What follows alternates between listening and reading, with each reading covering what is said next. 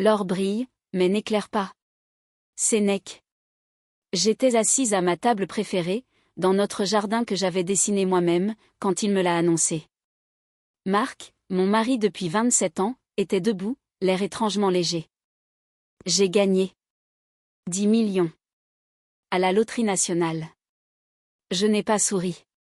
Il n'y avait rien de joyeux dans ses yeux. Seulement une excitation nerveuse, comme un enfant qui prépare une bêtise. Et maintenant, ai-je demandé. Il a haussé les épaules. Je pense qu'on devrait vivre séparément. Reprendre nos vies. Je n'ai pas compris. Ou peut-être que si. Je l'avais senti venir depuis des mois, ses retards, ses regards ailleurs, ses silences pleins de mépris. Mais je n'avais pas voulu l'admettre. Donc tu gagnes une fortune, et soudain je ne fais plus partie de l'équation? Il a souri. Un sourire que je ne lui connaissais pas.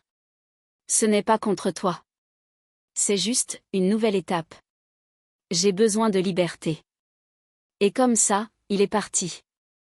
Sans honte. Sans bagage émotionnel. Je suis restée là. Avec mes 50 ans, mes rides d'inquiétude, ma loyauté, et cette maison que j'avais fait vivre pendant 3 décennies. Il est parti avec ses millions. Et moi, avec ma dignité brisée. Mais il a oublié une chose. On n'efface pas une femme comme moi. On l'ignore, à ses risques et périls. Car j'avais quelque chose qu'il n'aura jamais. La mémoire des fondations. Et une patience stratégique. Ce que l'orgueil construit en un jour, l'humilité peut le déconstruire en silence. François de La Rochefoucauld. Marc n'avait pas tardé. À peine 2 mois après son départ, les journaux locaux parlaient déjà de lui. Le nouveau riche qui rachète le vieux manoir de la colline de Chanteclair. Un domaine immense, délabré depuis des années. Personne n'en voulait. Trop de travaux. Trop d'histoires. Trop de racines. Mais lui, il l'avait pris. Et transformé. Photos dans la presse, interviews légères, champagne dans les salons fraîchement rénovés. Et moi? Je regardais. Je notais. Je calculais. J'ai loué un petit appartement au centre-ville. Rien de luxueux. Juste assez pour disparaître aux yeux de ceux qui me connaissaient comme l'épouse de Marc. J'ai repris un vieux projet, ma micro-entreprise de design d'intérieur. L'idée qu'il avait toujours jugée mignonne mais inutile. Mais avec mes contacts, mon œil, et surtout ma réputation de fiabilité, les projets ont vite afflué. Et puis, j'ai reçu un appel. D'un notaire. Madame Isabelle Fontaine? Une opportunité d'acquisition s'est ouverte. Le manoir de Chanteclair est mis en vente discrètement. Monsieur Verdier cherche un acheteur discret, mais solvable. J'ai souri.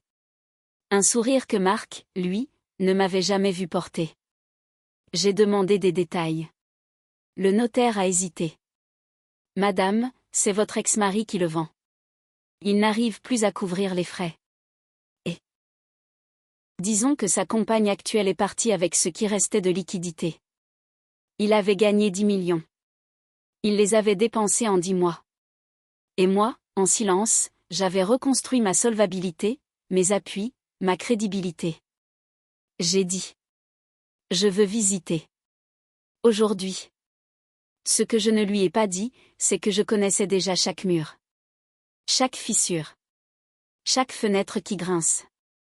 Je l'avais vu pourrir de loin, comme on regarde un fruit trop vite cueilli. Et maintenant, c'était mon tour. Pas de vengeance. Juste un retour au centre du tableau. Le pouvoir véritable ne crie pas. Il entre dans la pièce et tout le monde se tait. Marguerite Duras. Le notaire a accepté mon offre sans sourciller. J'avais payé comptant, sans prêt, sans délai.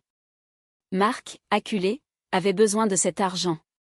Et moi, j'avais besoin de cette scène finale. Mais je n'ai rien précipité. Je lui ai laissé le temps de croire. Croire que tout pouvait redevenir comme avant. Qu'une nouvelle conquête suffirait à panser les erreurs passées. Qu'un manoir vide pouvait lui servir de royaume. Il ignorait que ce manoir n'était pas à son image. Il n'avait pas vu ce que moi j'avais vu, les poutres vermoulues, la plomberie d'un autre siècle, les factures qui s'empilaient comme des regrets. J'ai signé les derniers documents un mercredi. Et j'ai donné consigne au notaire. L'acte sera effectif samedi. Il peut rester jusqu'à vendredi soir. Après cela, il devra avoir quitté les lieux. Pas de préavis. Pas de message. Juste la loi. Et un petit détail oublié, ce bien n'avait jamais été mis officiellement à son nom. Le samedi matin, à 8 heures, je me suis présenté au portail. En tailleur beige, cheveux relevés, talons discrets mais fermes. Marc, en peignoir, un mug à la main, m'a regardé à travers la grille. Il a cru rêver. « Isabelle ? Qu'est-ce que tu fais ici ?» J'ai sorti les clés. Et une copie de l'acte de propriété. Je rentre chez moi. Il a blêmi. « C'est une blague ? Tu sais que j'ai toujours eu le goût des maisons avec histoire. Celle-ci, je la connais bien. Je l'ai aimée longtemps. Mais contrairement à toi, je sais restaurer les fondations. » Il a regardé autour. Le jardin envahi, la façade lézardée. On peut en parler ? J'ai posé ma main sur le digicode. Non, Marc. On a déjà trop parlé. Tu as tout dépensé pour m'effacer. Moi, j'ai investi pour revenir. J'ai ouvert la porte. Il a tenté un pas. Tu ne peux pas me faire ça. Je l'ai regardé calmement. Tu as raison. Je ne peux pas te faire ça. Mais toi, tu t'es déjà tout fait. Moi, je ne fais que reprendre les clés. Et j'ai refermé derrière moi. Le vrai luxe, c'est d'être maître de son espace et de son silence. Paul Morand. Je n'ai pas claqué la porte. Je ne l'ai pas regardé une dernière fois. Je suis simplement entré. Le parquet grinçait sous mes pas, comme s'il me reconnaissait. Chaque pièce portait encore la marque de son goût, massif, ostentatoire, sans âme. Je me suis arrêté dans le salon. Un lustre moderne pendait au plafond, froid et disproportionné. J'ai ouvert les rideaux. La lumière du matin a inondé la pièce. Et dans ce rayon doux, j'ai vu les poussières voler. Comme une vieille mémoire, réveillée par la clarté. J'ai pris une grande respiration. Je n'étais plus là en tant qu'épouse, en tant que décor. J'étais la maîtresse de ce lieu, dans tous les sens du terme. Dehors, j'ai entendu des pas hésitants, puis un bruit sourd. Marc venait d'essayer d'ouvrir la grille. Elle était verrouillée. Définitivement. J'ai regardé sans bouger. Il est resté là, quelques secondes. Puis il s'est éloigné lentement, le dos voûté, les mains dans les poches de son manteau trop fin pour l'hiver qui s'annonçait. Dans la cuisine, j'ai trouvé un mot griffonné. Je voulais te rendre libre. Peut-être que je l'ai mal fait. M. Libre ? Non, il ne m'avait pas rendu libre. C'est moi qui l'étais devenu. Parce que j'avais cessé d'attendre une reconnaissance extérieure. Parce que j'avais appris que la réparation ne vient jamais de celui qui blesse. Mais de celle qui décide de guérir sans autorisation. J'ai appelé un entrepreneur local. Un peintre. Une décoratrice. Un plombier. Et surtout, moi-même. J'allais restaurer cette maison. Pas pour effacer Marc. Mais pour retrouver Isabelle dans chaque recoin. Et en vidant les armoires, j'ai retrouvé une vieille photo. Nous deux, jeunes, devant un autre foyer. Je l'ai regardée longuement. Puis je l'ai rangée dans une boîte. Pas pour l'oublier. Mais pour ne plus y revenir. Une maison n'est pas seulement un toit, mais un espace où le cœur respire. George Sand. Les travaux ont duré 3 mois. Chaque jour, j'étais là. Pas en tant que cliente distante, mais comme une ouvrière de ma propre résurrection. J'ai choisi des couleurs douces, lin, sauge, crème. Des matières naturelles. Du bois chaud. Et surtout, j'ai ouvert des espaces. Je voulais que l'on respire. Marc avait cloisonné les pièces, installé des cloisons et des écrans. Moi, j'ai abattu les murs. Pas seulement de plâtre, mais aussi ceux de ma mémoire. Un matin, en regardant le soleil se lever à travers les vitraux restaurés, j'ai eu une idée.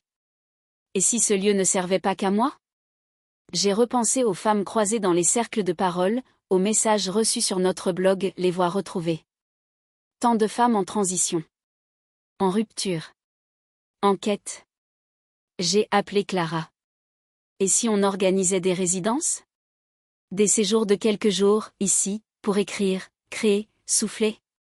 Elle a répondu immédiatement. Je t'aide. C'est nécessaire.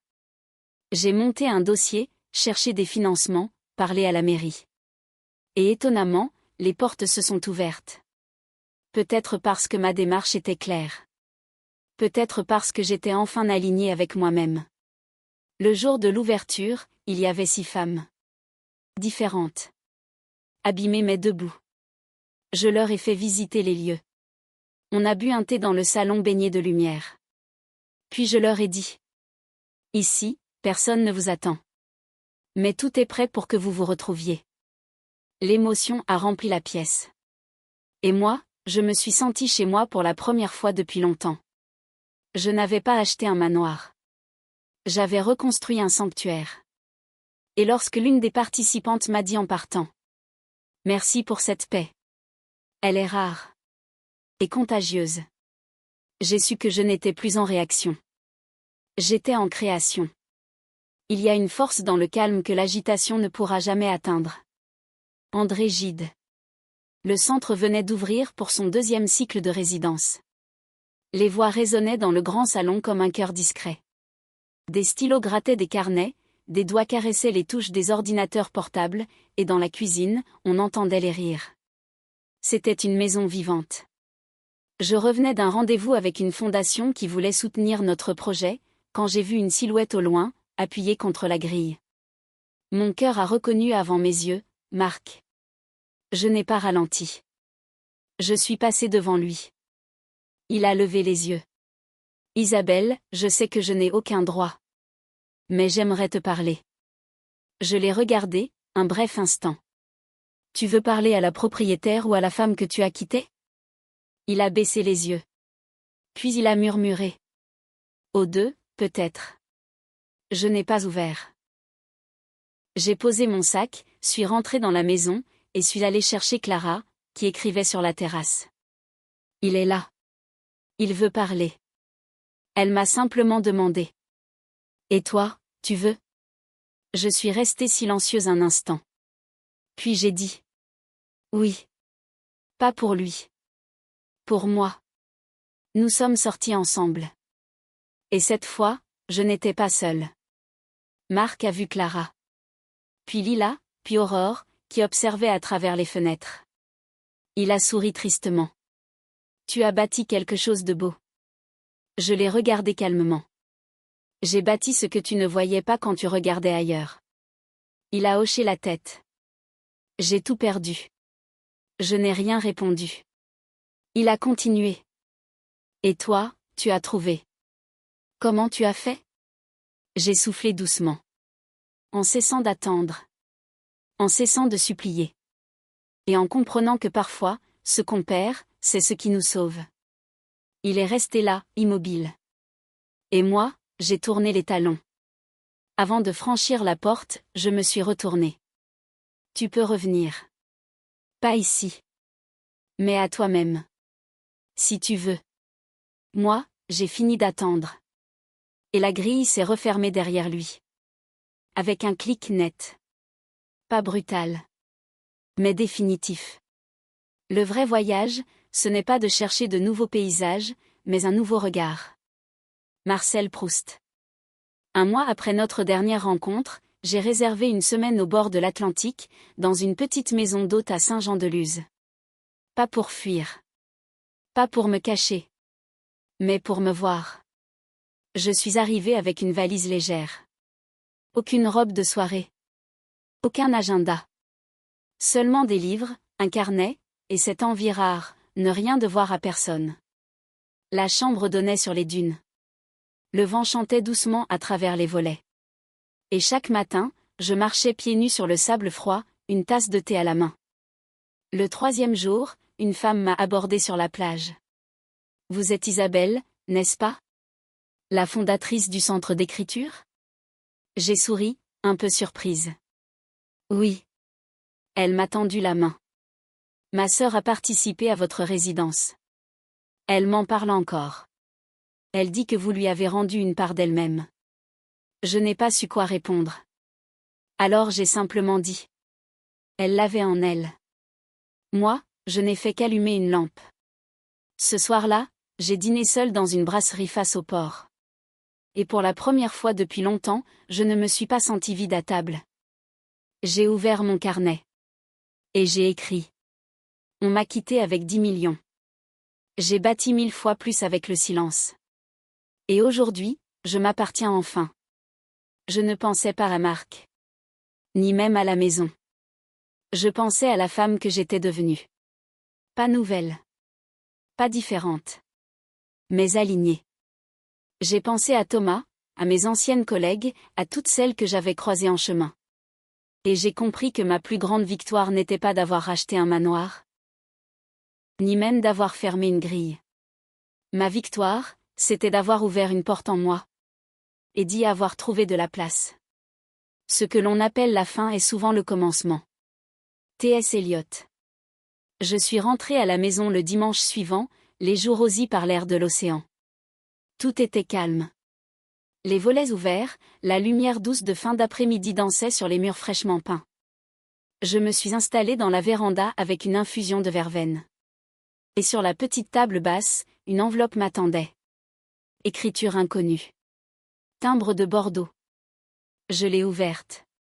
Astérisque chère madame. Je suis la fille d'un homme que vous ne connaissez pas, mais qui vous doit beaucoup. Il a vécu ici autrefois, quand la maison était encore à l'abandon. Vous ne l'avez jamais vu. Mais il vous a observé transformer ce lieu avec grâce et force. Il disait souvent, cette femme-là, elle reconstruit avec l'âme, pas avec le béton. Il est mort il y a 2 semaines. Il m'a demandé de vous écrire, de vous remercier. Parce qu'en vous regardant, il a cru qu'il n'était pas trop tard pour changer. Merci pour ça. Éléonore, astérisque. J'ai reposé la lettre. Et j'ai pleuré. Pas de tristesse. De reconnaissance. Parce que j'avais, sans le savoir, touché une vie. Et qu'à travers cette vie, quelque chose de plus grand que moi avait circulé. J'ai fermé les yeux. Et j'ai pensé, voilà ce que c'est, une vraie trace. Ce n'est pas ce que l'on crie. Ce n'est pas ce que l'on brandit. C'est ce que l'on laisse, même dans le silence. Le soir même, j'ai envoyé un message à Clara. Et si on écrivait un livre? Pas sur nous. Sur elle. Celles qui reconstruisent dans l'ombre. Elle a répondu. Je suis prête. Et toi? J'ai souri. Je le suis depuis le jour où j'ai fermé cette grille. Et dans mon carnet, j'ai noté la dernière phrase de mon histoire. Ce n'est pas en enfermant qu'on se libère. C'est en ouvrant là où on ne croyait plus pouvoir entrer.